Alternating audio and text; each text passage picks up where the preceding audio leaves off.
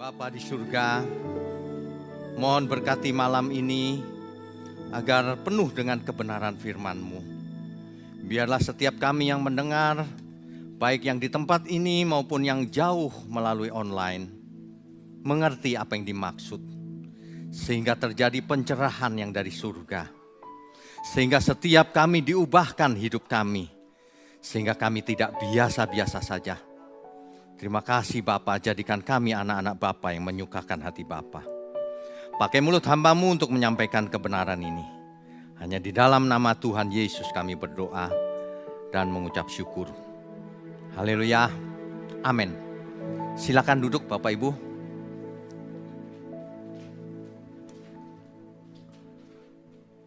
Shalom, selamat malam. Malam ini kita akan belajar bagaimana membaca Alkitab. Kelihatannya sederhana, tetapi faktanya di dunia ini banyak sekali kesalahan. Tidak mengerti bahkan cara membaca Alkitab. Ini sungguh mengherankan. Sebenarnya sederhana saja. Coba perhatikan di papan tulis ya.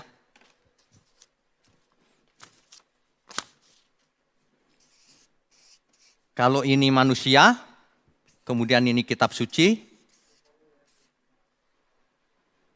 maka yang harus kita baca itu, yang harus kita ekstrak itu, artinya apapun yang terbaca, apapun yang dimaksud oleh Alkitab, itulah yang kita ambil, kita ekstrak. Ini namanya eksegesis. Mengambil arti Alkitab sebenarnya. Tetapi ada banyak orang memasukkan idenya ke dalam Alkitab. Ini namanya eisegesis. Jadi yang benar adalah eksegesis. Apapun hasil pembacaannya, kalau itu benar harus eksegesis. Tapi kalau seseorang membaca Alkitab dimulai dari eisegesis, ada tujuannya.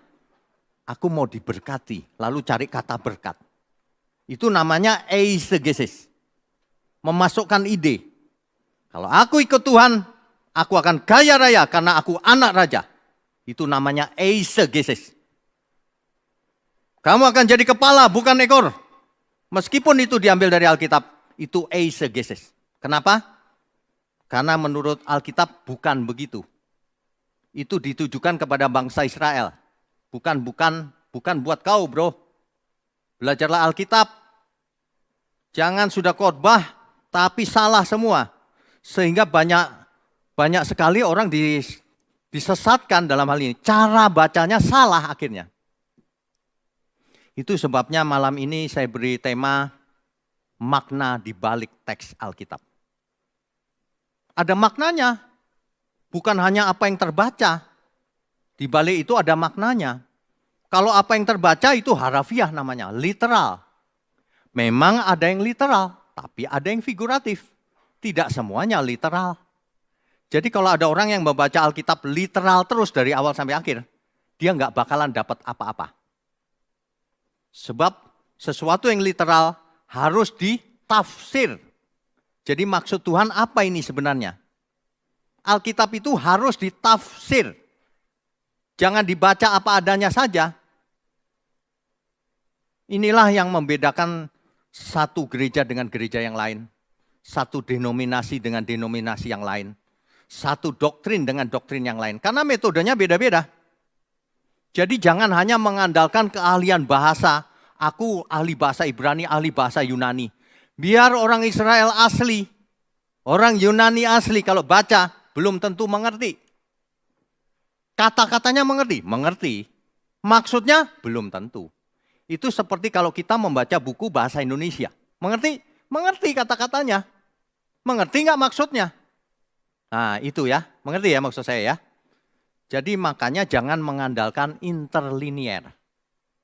Jangan hanya mengandalkan kamus. Atau jangan hanya mengandalkan leksikon. Keahlian bahasa. Itu semua berguna, ya betul. Tapi jangan hanya mengandalkan hal itu. nanti kamu buta tujuan sebenarnya Alkitab ditulis untuk apa. Ya, jadi begini, ada pengertian,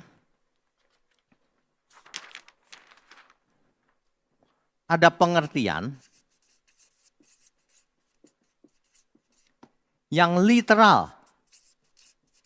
Literal itu maksudnya harafiah. Ada pengertian yang figuratif. Ini beda sekali.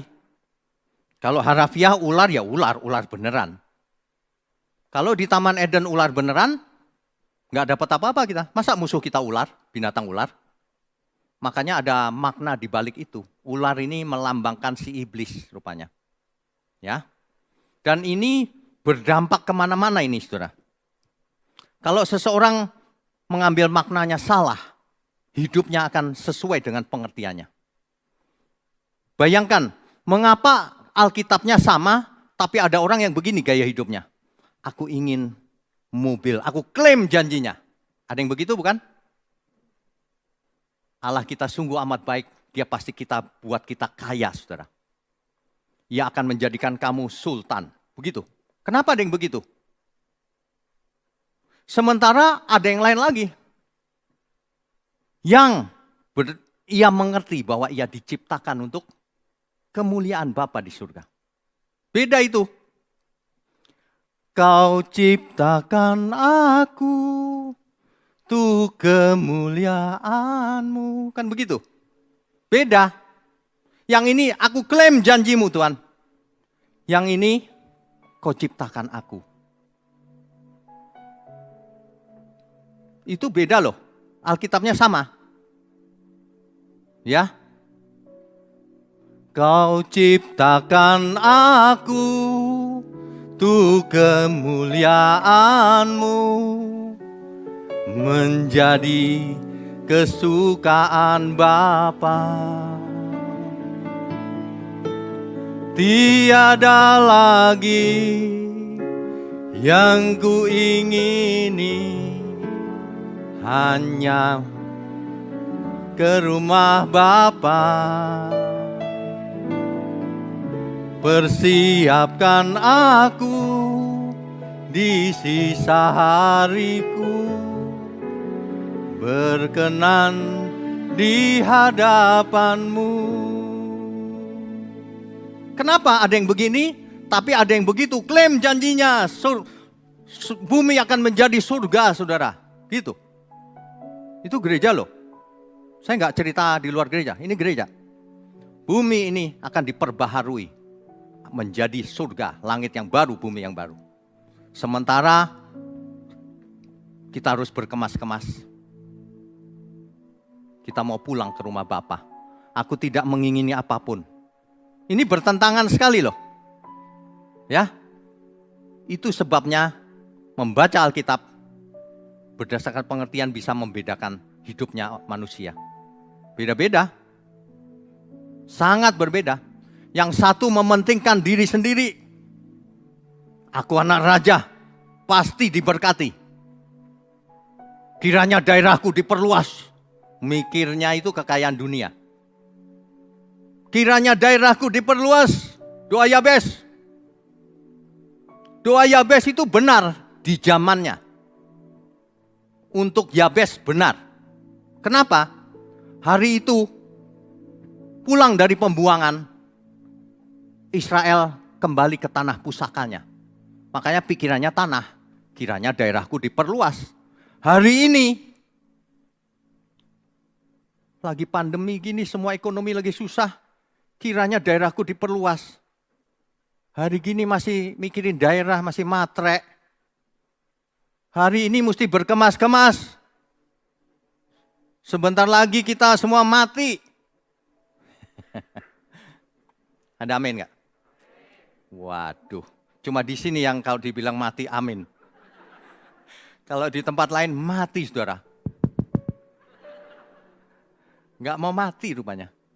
Tapi saya mau kasih tahu ya, mau atau tidak mau tetap aja kau mati, bro. Masalahnya sebelum kita mati, Mari kita bersiap-siap.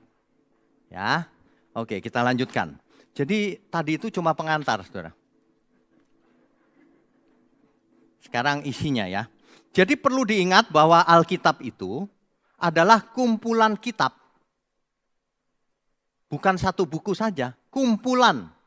Ada 66 kitab. Ya, 39 di Perjanjian Lama, 27 di Perjanjian Baru. Seluruh kitab ini tidak bisa dipilih-pilih.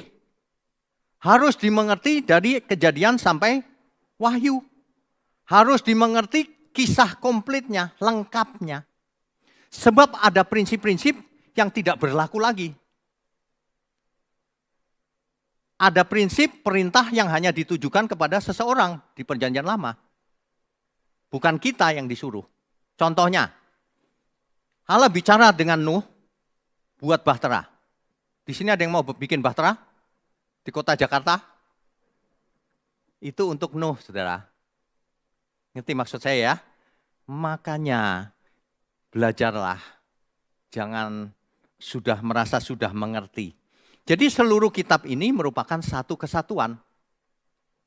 Jadi begini.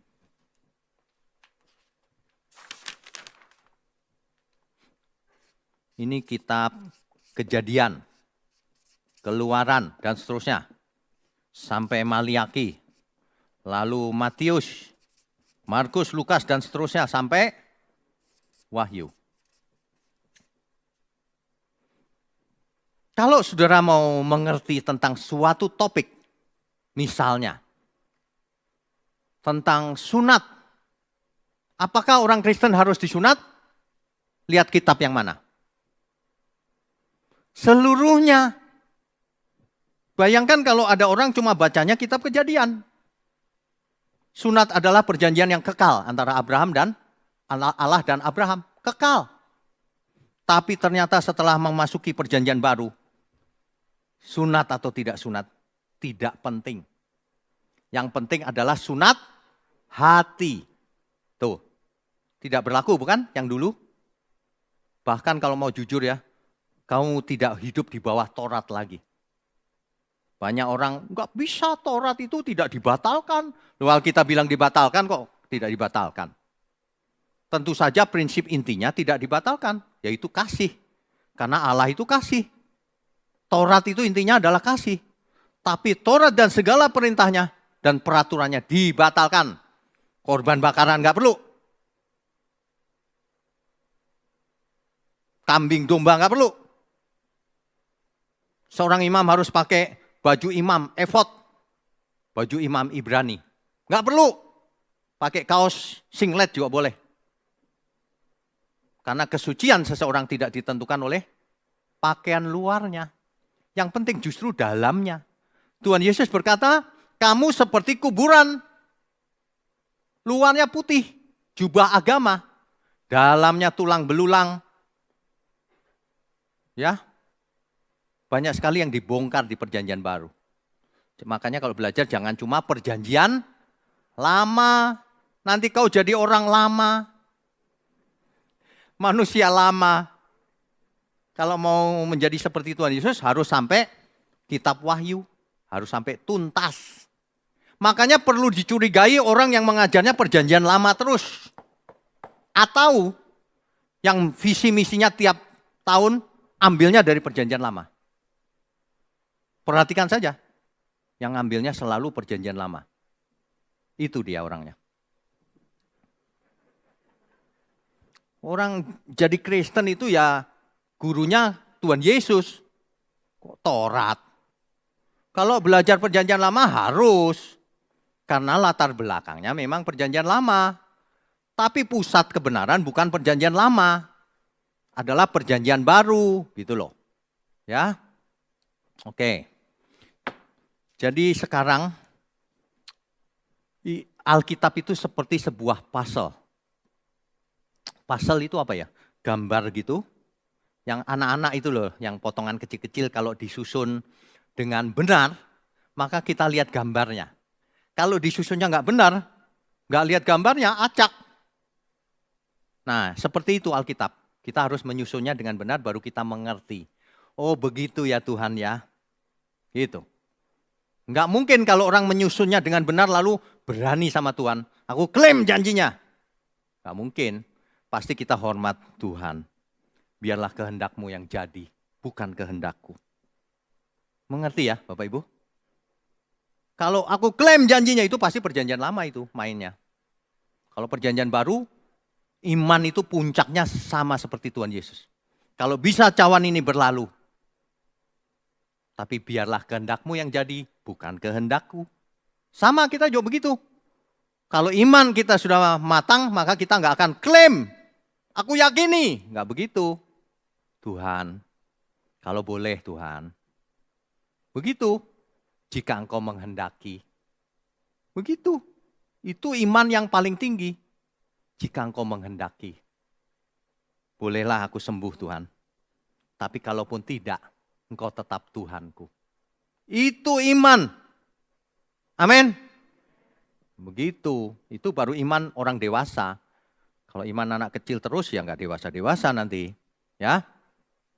Perlu diingat, Alkitab ditulis dengan gaya bahasa macam-macam. Ada yang puisi, perumpamaan, ada yang figuratif, ada yang literal, ada yang pakai gaya bahasa hiperbola. Tuhan Yesus kalau mengajar sering pakai gaya bahasa hiperbola. Alangkah sulitnya orang kaya masuk kerajaan surga. Lebih mudah unta masuk lubang jarum. Itu hiperbola tuh. Unta mana bisa masuk lubang jarum. Dilebih-lebihkan supaya orang mengerti, oh iya sulit sekali ya, gitu.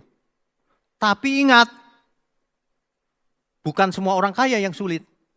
Tapi orang kaya yang hatinya ada di hartanya itu. Orang miskin juga nggak gampang masuk surga. Siapa bilang orang miskin masuk surga gampang?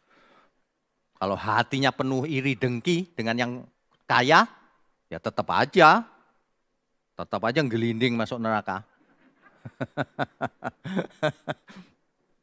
Jadi firman itu turunnya secara progresif, saudara.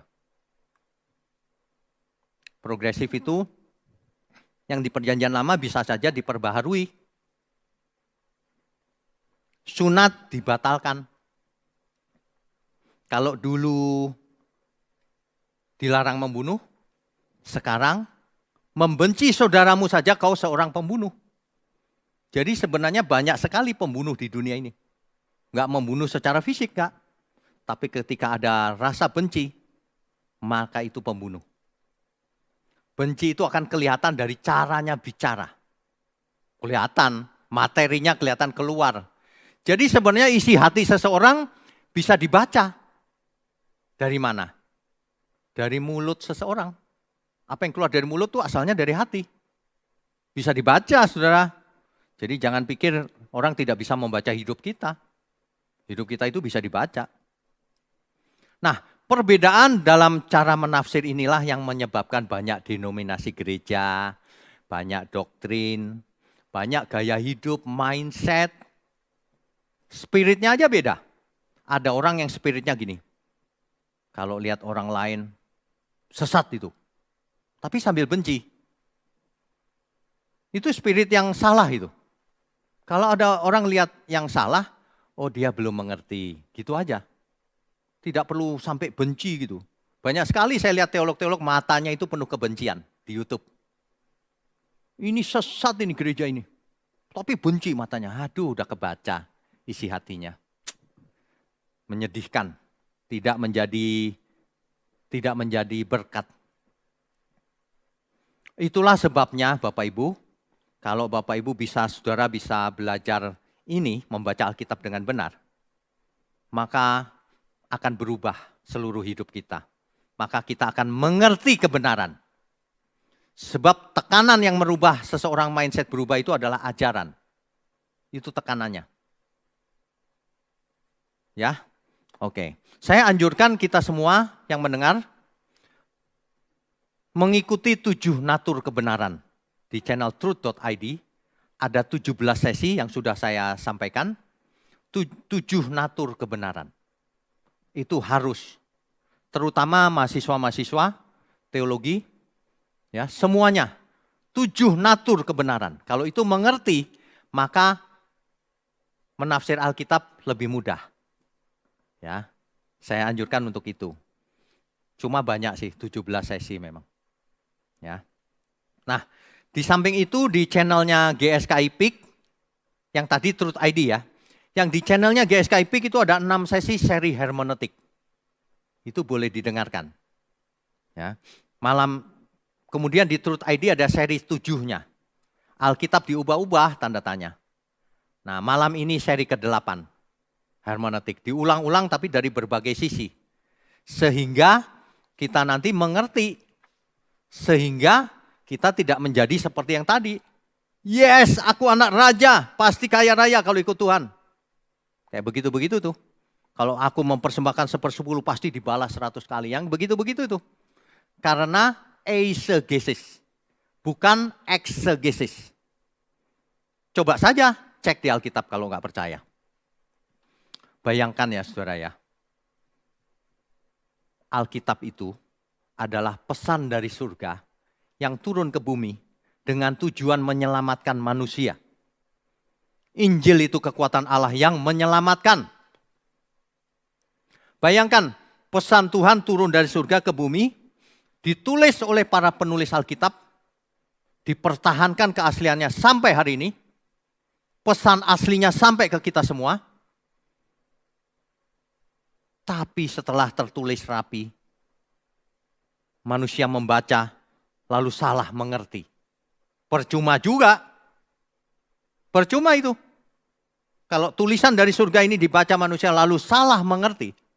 Percuma. Alkitab mengatakan kalau firman itu ditabur, lalu dimengerti dengan benar. Maka hidup orang itu berbuah-buah. Ada yang 100 kali, ada yang 60 kali, ada yang 30 kali. Jadi yang berbuah adalah hidup orang itu. Apa itu? Hidupnya menjadi hidup dalam kebenaran. Cirinya orang hidup dalam kebenaran adalah mati dari keberdosaannya. Manusia lamanya mati menjadi manusia yang baru. Itu ciri utamanya. Baik. Jadi Bapak Ibu harus tahu proses bagaimana turunnya pesan ini ke dunia.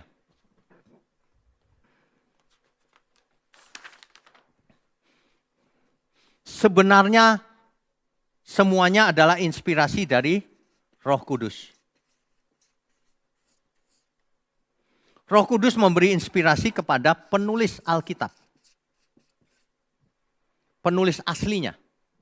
Lalu penulis aslinya menulis kitab dalam teks aslinya. Nah, kitab yang asli ini dinamakan autograf. Kitab yang asli tulisan tangan penulisnya zaman dulu. Ada nggak autograf? Tidak mungkin ada. Karena sudah ribuan tahun yang lalu. Tulisan tangan Musa mana sekarang? Ya sudah nggak ada. Sudah hancur, sudah rusak. Tapi ingat, kitab ini disalin berkali-kali. Apa namanya salinannya? Manuskrip.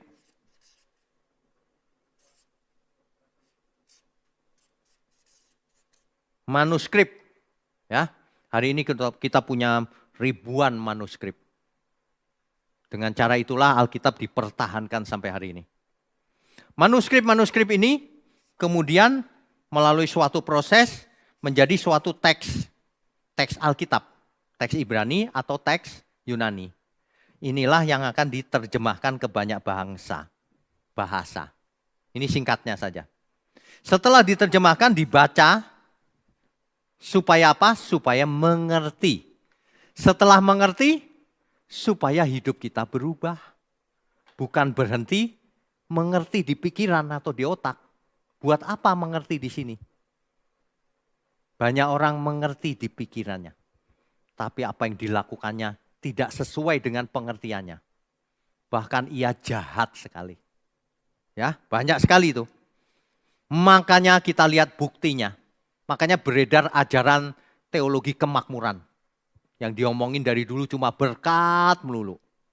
Berkat mending berkat kebenaran. Bukan berkat fisik, kesembuhan ilahi yang diomongin dari dulu. Seolah-olah jemaat itu penyakitan semua. Penyakit utamanya malah tidak ditegur. Penyakit utama manusia adalah sakit jiwa. sakit jiwanya malah nggak sembuh. Kalau manusia berpikir dengan cara lain yang tidak berkenan bagi Tuhan, itu sakit jiwa namanya.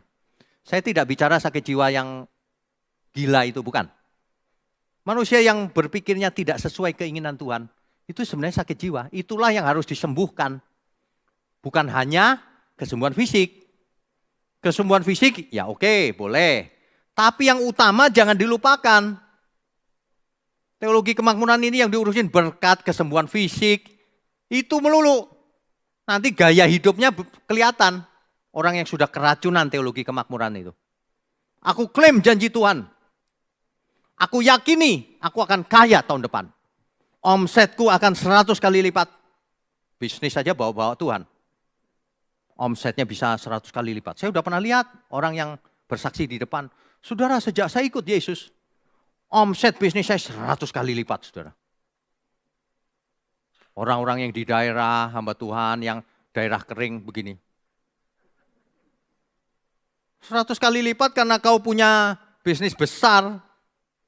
Ya, yang orang nggak bisnis bagaimana? Hamba-hamba Tuhan yang hidupnya sederhana bagaimana? Apa mereka berdosa? Bukan. Banyak sekali ajaran meleset sudah, tapi dianggap benar oleh orang-orang. Gayanya begitu itu. Kalau ngomong sedikit-sedikit berkat. Berkat fisik maksudnya. Nanti kalau dapat uang, aku diberkati. Kalau nggak dapat uang, aku belum dapat berkat. Ini bagaimana ini? Sesungguhnya kita sudah dapat berkat yang sangat-sangat besar. Bahkan terbesar ketika Tuhan Yesus menjadi Tuhan kita dan Juru Selamat kita.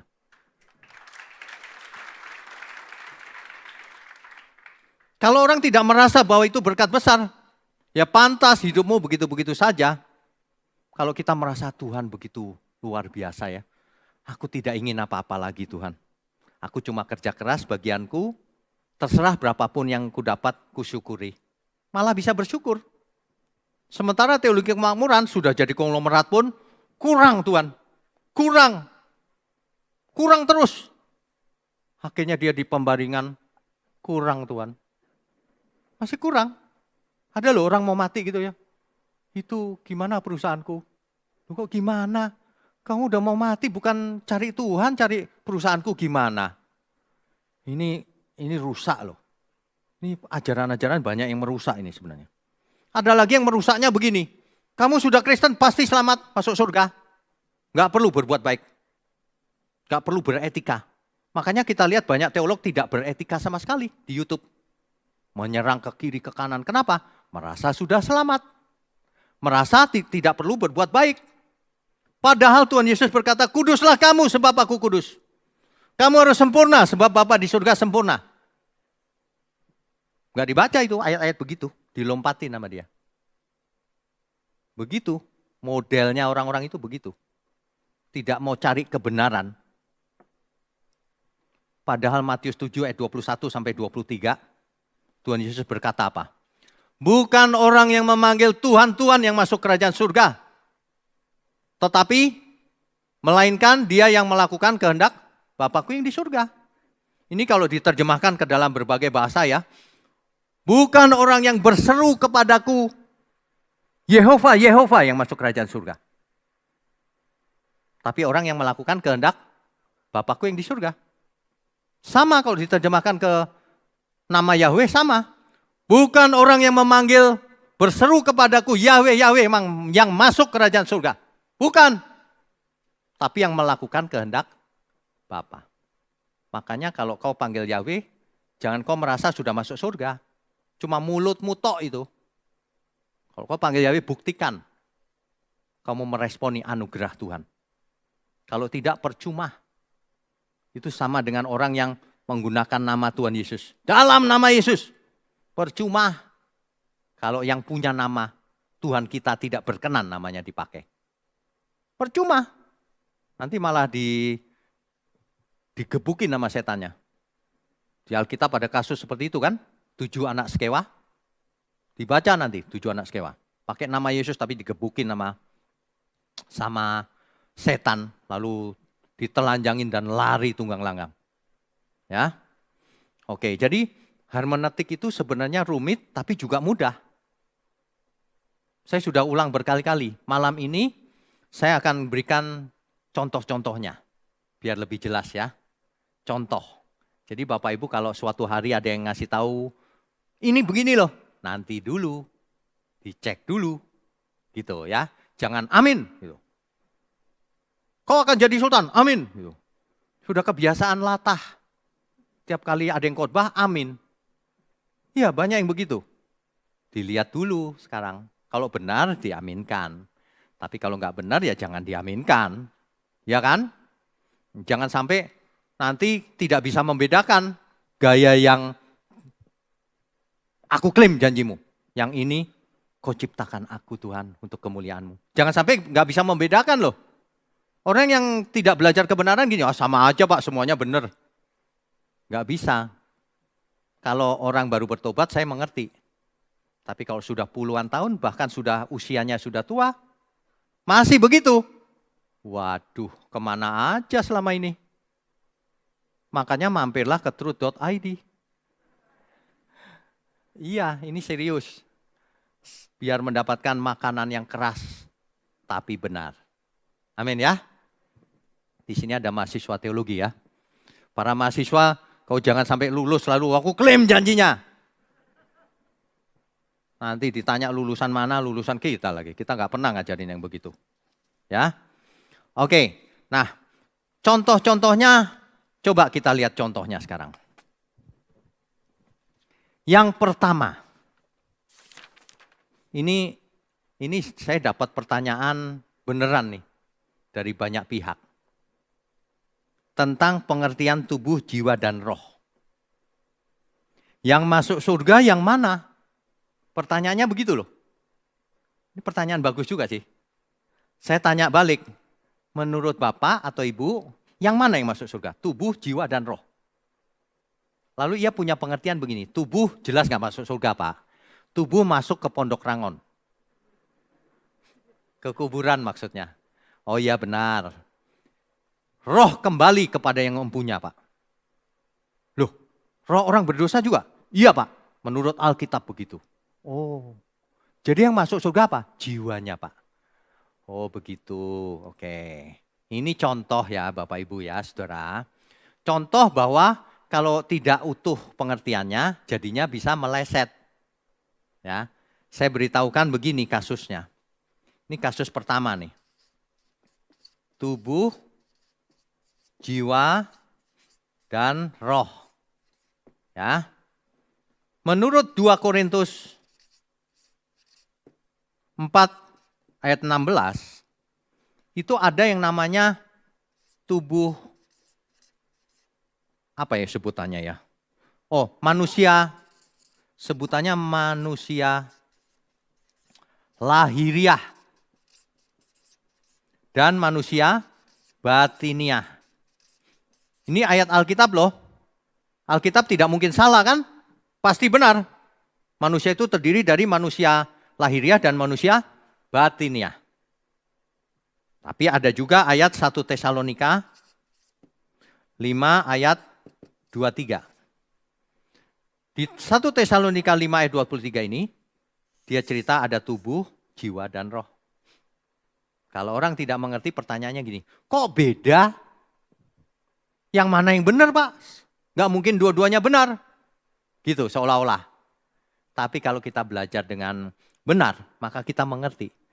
Manusia lahiriah itu pasti yang dimaksud tubuh. Lahiriah itu yang bisa dipegang. Manusia batiniah pastilah jiwa dan roh yang tidak bisa dipegang. Ini dua-dua Alkitab pasti benar. Makanya ini tidak bertentangan. Tapi kalau orang mau cari salah bertentangan Pak, ya itu orang tidak mengerti. Kalau mengerti begini ceritanya. Jadi yang mana yang masuk surga? Dari sini aja kita udah tahu. Yang lahiriah atau yang batiniah? Yang batiniah. Yang mana? Jiwa dan roh. Kan begitu ya? Sederhana saja. Jangan ngarang-ngarang sendiri. Roh itu punya kesadaran. Ya, itu maksudnya.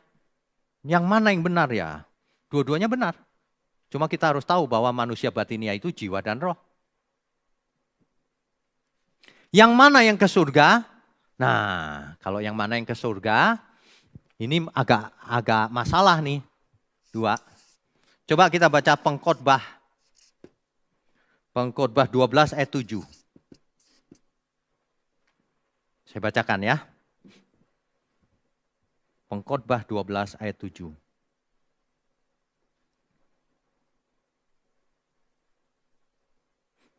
Dan debu kembali menjadi tanah seperti semula, dan roh kembali kepada Allah yang mengaruniakannya. Orang tadi itu berdasarkan ayat ini tuh Pak, roh kembali kepada yang empunya. Orang berdosa maupun orang tidak berdosa, roh kembali Pak, berdasarkan ayat ini. Saya cuma mau ingatkan, jangan pernah membuat kesimpulan hanya berdasarkan satu ayat. Bahkan, jangan hanya berdasarkan satu pasal. Bahkan, jangan hanya berdasarkan satu kitab.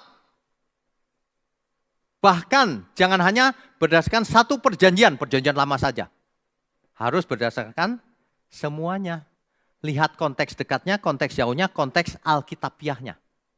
Baru kita tahu. Jangan modalnya cuma satu ayat begini lalu bikin kesimpulan, saudara. Ya, kalau hanya berdasarkan satu ayat ini ya seolah-olah benar itu. Tapi kita tidak boleh membuat kesimpulannya berdasarkan satu ayat, lalu mengabaikan ayat-ayat yang lain. Coba kita baca Yakobus. Yakobus pasalnya yang ke-4 ayat 5. Janganlah kamu menyangka bahwa kitab suci tanpa alasan berkata, roh yang ditempatkan Allah di dalam diri kita diingininya dengan cemburu. Apa artinya? Artinya dulu roh manusia ini ditempatkan oleh Allah. Diingini oleh Allah dengan cemburu supaya balik kepada Allah. Artinya apa? Ada kemungkinan hilang, tidak kembali. Karena kalau Allah mengingini dengan kuat, artinya ada yang hilang itu nanti. Ada yang nggak percaya, oke. Ayat Alkitab kan banyak sekali, jangan hanya baca satu ya. Kita baca yang lain, Daniel 12 ayat 2. Daniel 12 ayatnya yang kedua. Dan banyak dari antara orang-orang yang telah tidur di dalam debu tanah. Nah ini pakai gaya bahasa figuratif. Gak ada orang tidur di dalam debu tanah. Itu artinya mati. Ya. Akan bangun, maksudnya bangkit. Sebagian untuk mendapat hidup yang kekal, sebagian untuk mengalami kehinaan dan kengerian yang kekal. Gak semua kembali ke Allah. Kalau seseorang dibangkitkan, apanya yang bangkit? Jiwanya saja, rohnya saja, atau punya tubuh juga? Kalau manusia bangkit itu artinya hidup lagi. Dengan tubuh yang baru. Tubuh yang baru punya roh nggak kira-kira? Itu artinya bangkit. Lah kok roh kembali ke Allah? Rohnya dibangkitkan memiliki tubuh kebangkitan. Nah, ini harus mengerti dulu nih. Bersama tubuh kebangkitannya, baru bersama Tuhan. Gitu loh. Nah yang lain bagaimana yang mengalami kehinaan kekal? Dibangkitkan loh. Rohnya dibangkitkan, ditinggal di neraka. Bumi yang jadi neraka ini. Kembali nggak? Nggak kembali, hilang. Jadi kalau baca Alkitab itu jangan satu ayat lalu bikin kesimpulan. Lukas 16 ayat 19 sampai 31. Nanti dibaca sendiri aja, ini panjang. Intinya begini, kisah tentang Lazarus dan orang kaya. Lazarus mati, lalu ia ke pangkuan Abraham. Ini figuratif, bukan dipangku sama Abraham. Orang-orang ini suka membacanya literal harafiah, bingung saya. Siapa yang ngajarin nih ya? Masa dipangku Abraham? Itu maksudnya di tempat yang nyaman. Apanya? Tubuhnya, jiwanya, rohnya? Ya jiwa dan rohnya ke sana. Tapi orang kaya itu rohnya kesakitan. Jiwanya kesakitan juga, karena jadi satu kan itu. Kesakitan, menderita di alam maut, di Hades, di Sheol, di dunia orang mati. Kok kembali? Salah kan? Semua roh kembali? Enggak, ada roh yang hilang. Nah makanya kalau baca lebih lengkap, pasti kesimpulannya benar. Tapi kalau cuma satu ayat, taunya cuma itu. Pas baca Alkitab tahu itu, lalu bikin kesimpulan, lalu gembar-gembor ke sana ke sini ngajar, nggak bertanggung jawab sama sekali ini. Ya, makanya ikut truth.id. Oke, kasus ketiga.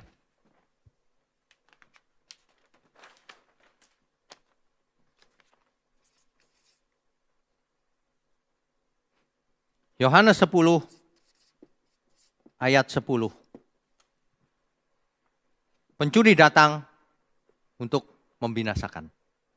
Aku datang untuk memberi hidup supaya mereka mempunyai hidup dan mempunyainya dalam segala kelimpahan. Kelimpahan. Dalam teks asli dipakai kata perison. Akar katanya perisos. Artinya kalau kita lihat kamus, ada yang jumlahnya banyak, berkelimpahan. Ada yang kualitasnya tinggi. Yang mana ini? Lagi pula sebagian besar kamus, kalau kita baca perisos itu apa? Itu adalah berlimpah-limpah jumlahnya. Abundant. Banyak sekali. Nah, kalau orang membacanya harafiah, hidupnya banyak loh, memiliki banyak, jadi kaya raya. Nah, itu pembacaan harafiah namanya. Tapi kalau kita periksa konteksnya, Tuhan Yesus ngajar supaya kita kaya apa enggak sih? Nah, lihatlah seluruh ajaran Tuhan Yesus, jangan terpaku pada ayat ini. Banyak orang tuh enggak suka kebenaran sebenarnya. Dia sukanya pembenaran. Di ayat-ayat dipilih-pilih ayat yang menghibur, yang menguntungkan. Padahal Tuhan berkata, kalau kamu tidak melepaskan dirimu dari segala milikmu, tak dapat jadi muridku. Itu jelas banget tuh. Kamu mau ikut aku? Hitung dulu anggarannya. Anak manusia tidak punya tempat untuk meletakkan kepalanya. Udah siap menderita ikut aku. Kan begitu. Gak ada Tuhan Yesus berkata, membuat kau ikut aku, kau pasti kaya. Gak ada. Artinya apa? Satu ayat ini tidak boleh diartikan sembarangan begitu. Diperiksa dulu yang lain-lain. Nanti kita tahu Tuhan Yesus tidak berjanji setiap kita kaya. Tidak. Tuhan Yesus berjanji kalau kau memberi diri dipimpin oleh Roh, kau jadi anak Allah. Begitu.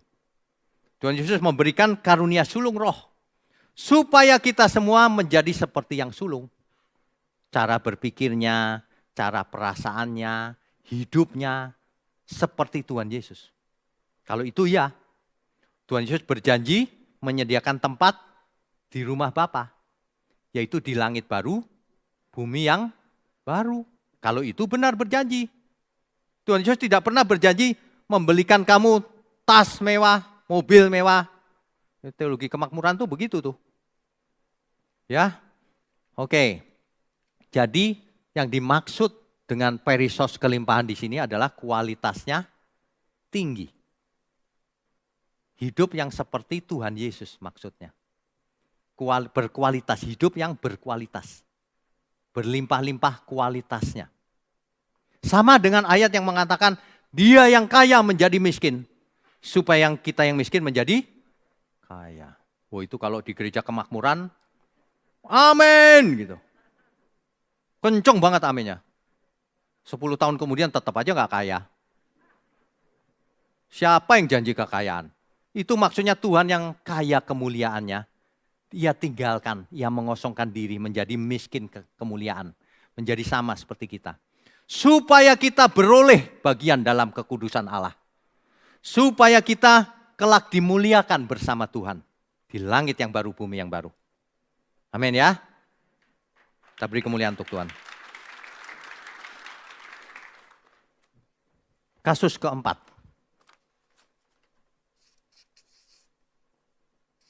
Kejadian 3 ayat 1. Di situ dikatakan bahwa ular adalah binatang yang paling cerdik. Kalau ini diartikan literal, maka itu salah. Yang paling cerdik bukan ular. Masa Alkitab salah? Makanya kalau dicek teks aslinya, nakhas. Nakhas itu kalau kita lihat di kamus memang ular. Betul. Tapi makna dibalik kata ular itu kita tahu hari ini. Itulah si iblis yang dengan licik memperdaya si Hawa. Sehingga manusia jatuh dalam dosa. Jadi ingat, kalau baca Alkitab mulai sekarang, harafiahnya harus mengerti. Lalu diperiksa ini maknanya memang harafiah atau ada figuratifnya di belakangnya.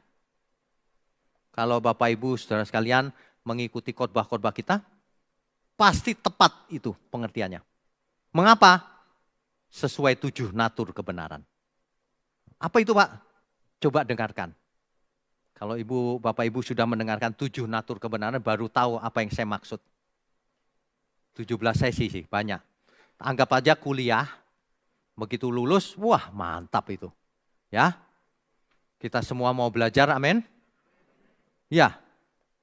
Oke, yang kelima, ada 7 kasus nih Bapak Ibu. Mungkin waktunya nggak cukup ya.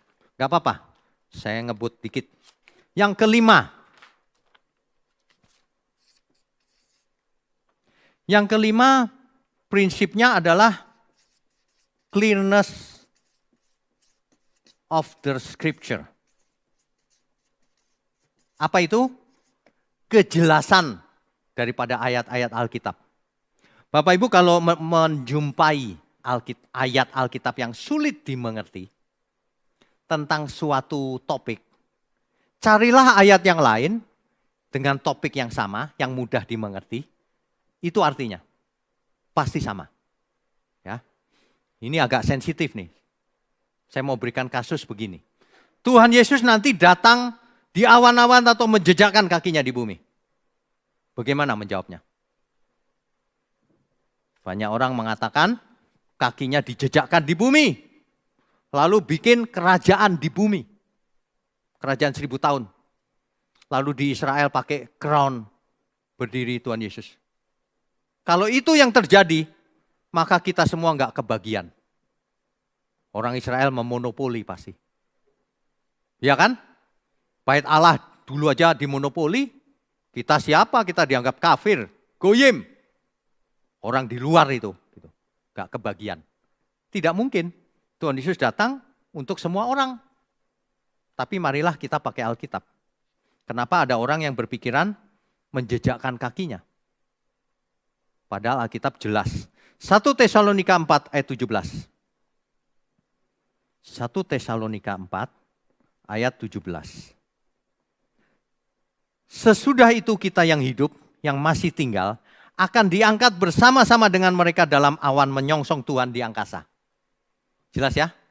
Jadi Tuhan ada di angkasa. Kita yang menyongsong setelah dibangkitkan. Bagi yang masih hidup diubahkan tubuhnya, lalu dengan tubuh kemuliaan menyongsong Tuhan di angkasa. Itu berdasarkan 1 Tesalonika 4 ayat 17. Wahyu 1 ayat 7. Lihatlah ia datang dengan awan-awan dan setiap mata akan melihat dia. Jadi di awan-awan, bukan turun ke bumi. Ya. Matius 24 ayat 30.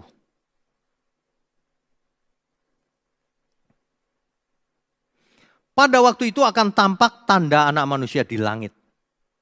Dan seterusnya. Jadi banyak ayat yang berkata Tuhan datangnya di awan-awan. Tapi mereka justru pakai ayat yang ini. Zakaria 14 ayat 4. Di perjanjian lama. Pada waktu itu kakinya akan berjejak di Bukit Zaitun yang terletak di depan Yerusalem di sebelah timur. Bukit Zaitun itu akan terbelah dua dari timur ke barat dan seterusnya. Apakah ini harafiah? Dibaca saja kitab Zakaria ini. Dari ayat 1 sampai akhir. Kan itu gak jelas tuh. Ini nubuatan, figuratif atau apa? Nah, kalau ada ayat yang begitu jelas Tuhan datang di awan-awan lalu kita naik menyongsongnya, ya kita nggak perlu yang rumit-rumit. Gitu loh maksud saya prinsip ini. Kenapa? Ini juga tidak salah, tapi ini pasti figuratif. Ini tentang nubuatan apa begitu. Bukan Tuhan Yesus datang di akhir zaman itu, bukan. Bukan. Mengerti ya maksud saya ya? Jadi jangan cari ayat yang sulit. Carilah ayat yang gampang aja. Pasti benar, nggak mungkin salah, karena Alkitab tidak mungkin salah. Yang keenam, Alkitab itu, firman Tuhan itu progresif. Jadi kalau sunat di perjanjian lama itu wajib, maka di perjanjian baru tidak wajib. Dilarang nggak Pak? Enggak, untuk kesehatan boleh. Tapi bukan itu yang menyelamatkan. Kalau perjanjian lama harus, kalau enggak dibinasakan oleh Tuhan.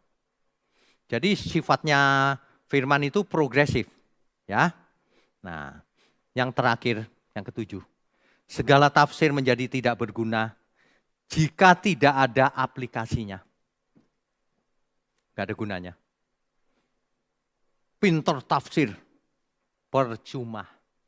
Kalau tidak hidup menurut kebenaran. Ngerti sih, tapi tidak dilakukan, percuma semuanya. Amin semua? Jadi intinya kalau orang belajar Alkitab, itu sangat penting. Harus mengerti supaya tidak salah mengerti.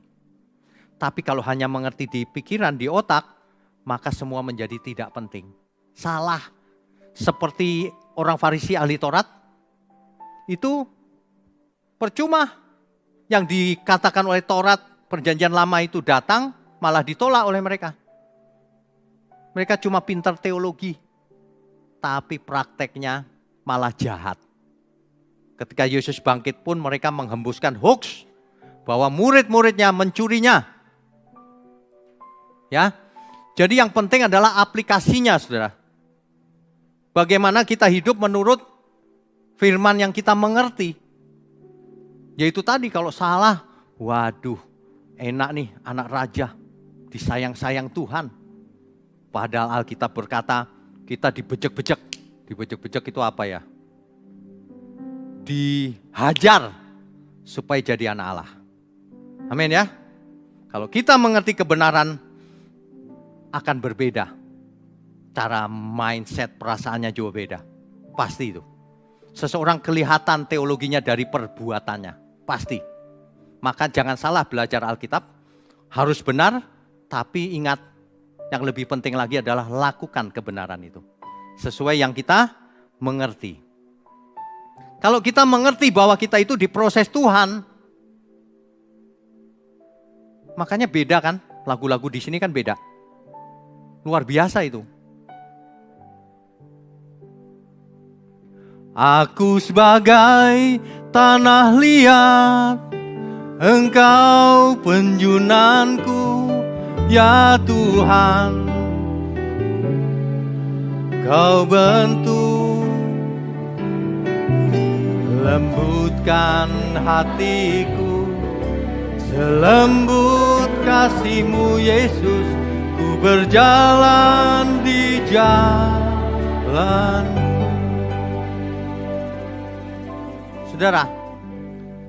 Saudara bisa membedakan nggak? Bedanya jauh banget. Aku akan jadi kepala, bukan ekor. Bisnisku akan sukses. Kalau pengen apa-apa, klaim aja janjinya Tuhan. Kalau yang di sini, aku mau Tuhan, Engkaulah penjunanku, aku bejana, aku mau dibentuk Tuhan. Makanya beda, lagu-lagunya juga beda.